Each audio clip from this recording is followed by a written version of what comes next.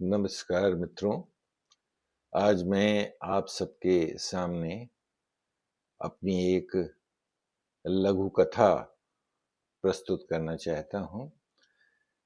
लघु कथा का शीर्षक है संतान का सुख।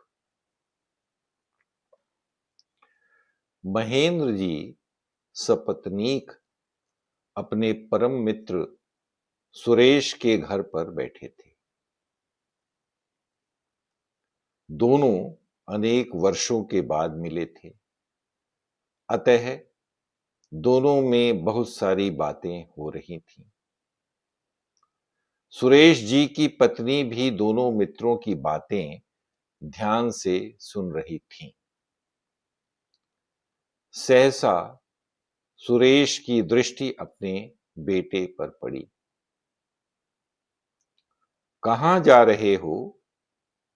हाथ में बल्ला लेकर। पढ़ाई लिखाई से कोई मतलब नहीं है क्या? उन्होंने बेटे से रोष भरे स्वर में पूछा। पर बेटा कोई उत्तर दिए बिना दरवाजे की ओर बढ़ने लगा। उसे वैसा करता देखकर सुरेश जी को क्रोध आ गया और उन्होंने उसके गाल पर 2 थप्पड़ लगा दिया। थप्पड़ खाते ही बेटा रोते हुए अंदर चला गया। सुरेश जी का मन दुखी हो गया। उन्होंने उदास आंखों से अपनी पत्नी की ओर देखा और लंबी सांस लेते हुए बोले, पता नहीं लोग संतान की कामना क्यों करते हैं। इनके कारण कितना दुख झेलना पड़ता है।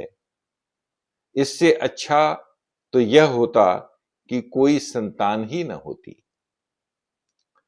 उतना सुनते ही महेंद्र जी से चुप नहीं रहा गया। ऐसा मत कहो मेरे दोस्त।